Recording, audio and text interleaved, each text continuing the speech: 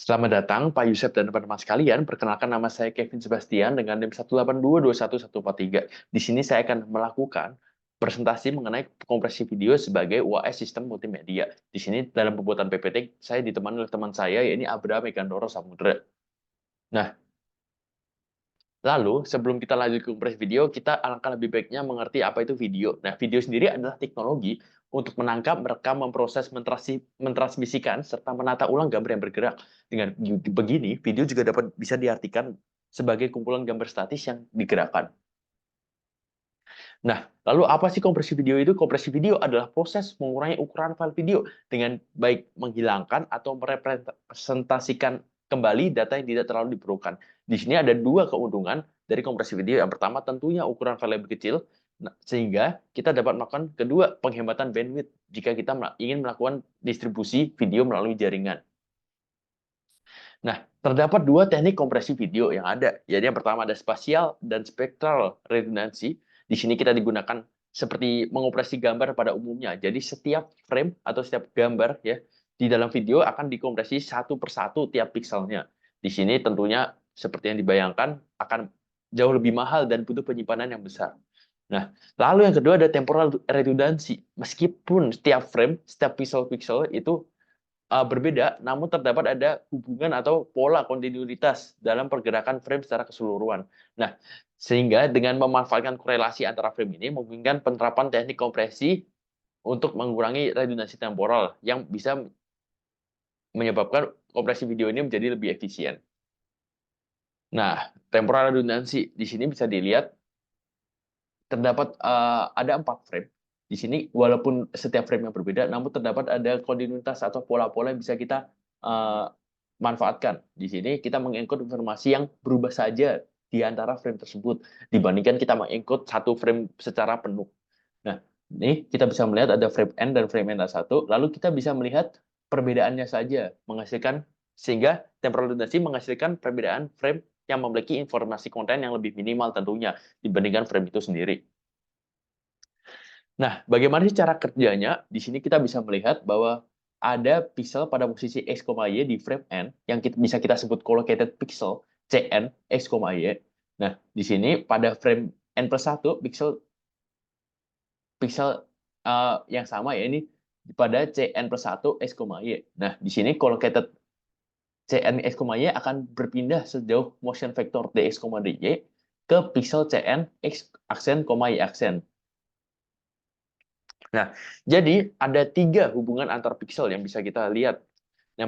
Kemungkinan yang pertama adalah warna pixel dari frame N dan frame N1 itu memang tidak berubah dikarenakan objek, kamera, dan lighting itu memang tidak berubah, sehingga tetap antara dua frame tersebut. Sehingga kita bisa merumuskannya sebagai Cn1+1 X, Y ini. Jadi pixel ini itu sama nilainya dengan pixel yang ini karena memang tidak berubah sama sekali. Nah, lalu kemungkinan yang kedua adalah color value memang berubah dikarenakan objek atau kamera atau lighting memang berubah sehingga mempengaruhi intensitas pixel tersebut. Ini Cn+1 X, Y itu tidak sama dengan Cn X, Y yang ini karena memang berubah. Nah, lalu yang ketiga ini mungkin sedikit banyak, cuman kita akan membahasnya. Di sini color pixelnya itu sama meskipun objeknya berbeda, sehingga kita bisa lihat di sini, kita bisa lihat di sini Cn+1 X, Y ini itu bernilai sama dengan pixel yang sudah berubah, ya ini yang di sini Cn X aksen, Y aksen, yang mana Cn X, Y aksen ini adalah pixel Cn X dikurangin Dx serta Y dikurangi Dy. Ini Dx dan Dy di sini adalah akibat perpindahan motion vektornya. Sehingga mungkin karena ada gangguan saat kuantitas dan error saat diprediksi, kita juga dapat merumuskan ini dengan menambahkan error X, Y, di mana E adalah perbedaan error yang dihasilkan. Nah, lalu dari gambar seperti tadi akan muncul sebuah teknik baru, ini block based frame prediction. Nah, kita perlu tahu terlebih dahulu apa itu target frame dan reference frame. Di sini target frame adalah frame yang akan dikompres, itu sebagai target frame. Ini di sini adalah frame N+1. Nah, lalu kita bisa mengkompres ini menggunakan referensi dari frame N atau frame sebelumnya. Nah, Di sini cara kerjanya adalah frame n ini, maksudnya frame n+1 ini akan dibagi-bagi atas kumpulan blok yang disebut makro blok. Ini setiap satu ini adalah satu makro blok yang akan diprediksi dengan blok-blok yang mirip dari frame n. Sehingga akan dilakukan prediksi dan hasil menghasilkan seperti ini. Nah, mungkin kekurangannya di sini apabila pada target frame ini terdapat blok yang tidak ada pada frame referensinya, maka ini akan mempengaruhi error akan menjadi semakin lebih besar. Nah, ini kita akan bisa lihat lebih detail. Di sini proses dalam memprediksi target frame itu disebut dengan motion compensation. Jadi proses ini adalah motion compensation. Di sini kita predicted frame ini akan dibuat dari mengcopy pixel-pixel yang mirip dari reference frame ke tiap makro block menggunakan computed motion vectors. Nah, di sini error prediction dapat didapatkan dengan mengurangi pixel dari predicted frame ini dengan target frame yang aslinya. Nah, error prediction ini akan digunakan dan sangat berguna sekali pada proses decoder. Nah, salah satu tekniknya adalah open loop video compression. Nah, ini kita pertama bisa melihat di dalam proses encodingnya terlebih dahulu. Nah, di sini motion compensation didapatkan dengan memprediksi memprediksi target frame dari reference frame, yakni frame n. Di sini kita akan mendapatkan predicted frame n+1, ini yang sudah diprediksi seperti yang tadi sudah dijelaskan. Dan perbedaan predicted antara perbedaan ini dan ini akan dikurangin sehingga menghasilkan perbedaan error, ya ini adalah difference image. Nah, lalu encoder akan mengopresi dari motion vector yang tadi udah dilakukan motion compression sehingga menghasilkan motion vector ini akan dikompresi menggunakan lossless algorithm, sedangkan error image atau difference image ini akan dikompresi menggunakan Lucee algorithm atau salah satunya adalah JPEG pipeline. Nah, keduanya ini akan dibutuhkan oleh decoder dalam melakukan decode tentunya. Nah, lanjut ke proses decode-nya. Decoder merekonstruksi frame n+1 yang tadi kita encode menggunakan motion vector dan error image yang sudah dikirimkan. Nah, di sini decoder merekonstruksi frame n+1 dengan cara mengisi makro block dari frame n ini menggunakan motion vector, karena kita tadi sudah mencatat pergerakan-pergerakan atau vektor-vektor dari makro block dari frame n ke frame n+1, sehingga kita bisa memprediksi menggunakan reference frame n-nya. Kita gunakan prediksi sama memprediksi dari frame n+1. Nah, lalu predicted ini akan ditambah dengan difference image yang sudah kita kirimkan, sehingga kita menghasilkan n+1 awal yang kita lakukan encode tadi, atau hasil rekonstruksi final dari frame n+1. Nah, lalu menghitung motion vectornya. Di sini motion vector itu dihitung dengan mencari area tertentu di sekitar collocated position.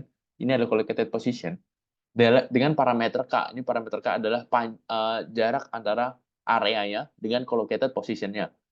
Nah, value dari K ini biasanya berkisar 0 sampai 31. Namun semakin cepat atau pergerakan frame atau kita bisa sebutkan video fast motion, maka alangkah lebih baik dengan K yang lebih besar akan menghasilkan prediksi yang lebih bagus.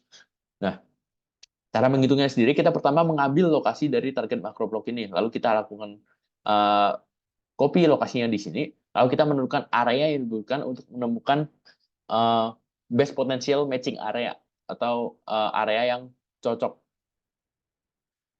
Nah, di sini kita mendapatkan K-nya sebesar segini, areanya.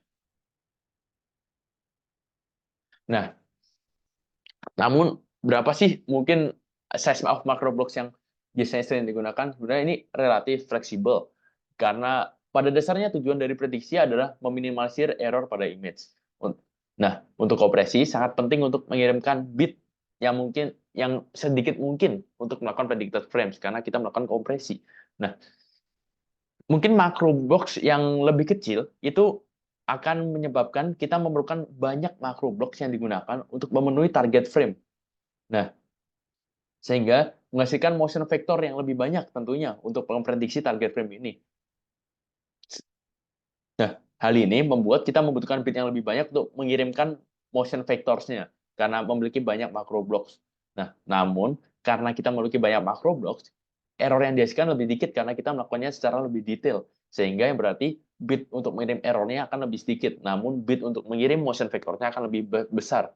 Nah, ISO dan ITU standar sendiri menggunakan macro block size 16 kali 16. Namun standar baru seperti H264 menggunakan variable size macro block, yakni saat dibutuhkan mungkin fleksibilitas dalam pemilihan size macro blocks ini, sehingga menghasilkan error yang lebih kecil.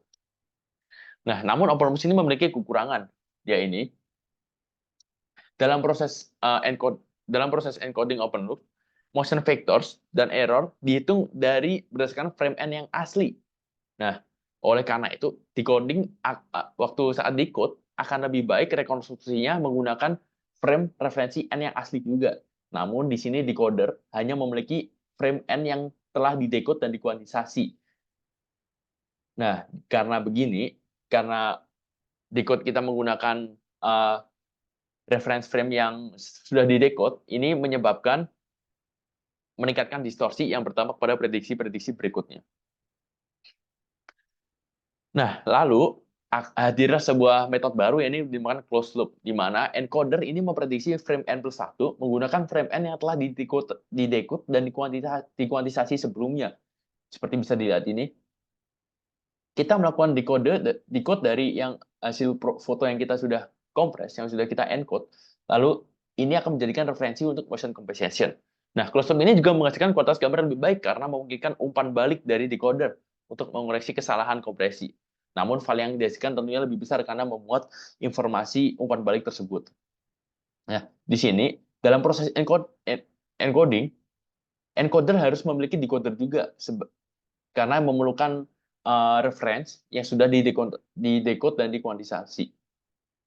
Sehingga setelah didecode, dia akan menjadikan reference. Lalu referensinya akan diprediksi untuk frame-frame selanjutnya. Nah, ada 3 tipe dari prediksi yang biasanya digunakan dalam kompresi video. Yang pertama, ada iframes. Iframes sendiri bersifat independen dan tidak bergantung pada frame lainnya dalam urutan video. Nah, iframe ini menggunakan teknik spasial redundansi yang sudah kita jelaskan pada awal tadi. Nah, iframe ini biasanya berfungsi sebagai titik awal atau titik referensi yang mana decoder tidak dapat mulai mendekompresi tanpa memiliki referensi sama sekali. Selain itu, ini juga dapat digunakan untuk sebagai titik pemulihan dalam kasus kehilangan data atau kesalahan dekompresi. Nah, lalu yang kedua ada p-frames. P-frames ini menyimpan perbedaan dari frame sebelumnya dalam urutan video. Ini kita memanfaatkan konsep yang tadi, ini motion compensation seperti biasa. Nah, ini lebih kecil karena kita hanya menyimpan perubahannya saja. Seperti yang bisa dilihat sini, p-frames akan menggunakan referensi i, dan p-frames yang kedua akan berdasarkan p-frames yang pertama. Namun i yang di sini dia tidak menggunakan referensi sama sekali. Nah, lalu yang ketiga ada B-frames. Dia menyimpan perbedaan dari frame sebelumnya dan juga sesudahnya. Nah, ini mungkin bisa memberikan kompresi yang lebih baik, namun ini kompleks dan lama. Kenapa ini bisa lebih baik? Karena dia menggunakan referensi dari 2 arah. Nah, reference frame yang dapat dilakukan bisa dapat berupa iframe atau p-frame. Namun ini memerlukan waktu yang lebih lama dikarenakan memerlukan pengurutan ulang frame selama transmisi. Karena ini berbeda, bisa dilihat sini.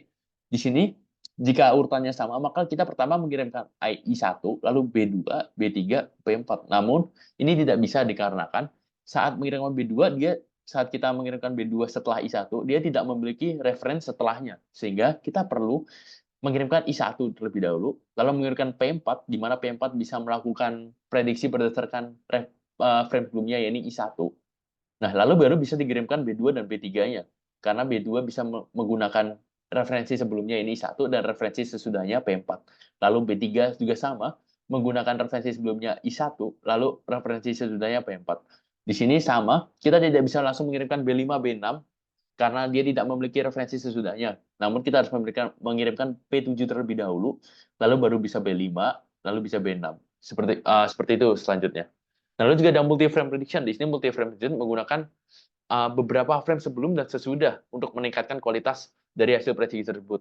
Walaupun ini menambah waktu pencarian tentunya serta memori yang digunakan, teknik ini dijamin memberikan prediksi yang lebih akurat serta mengurangi kebutuhan bitrate. dan menghasilkan kompresi dengan ukuran file yang lebih kecil.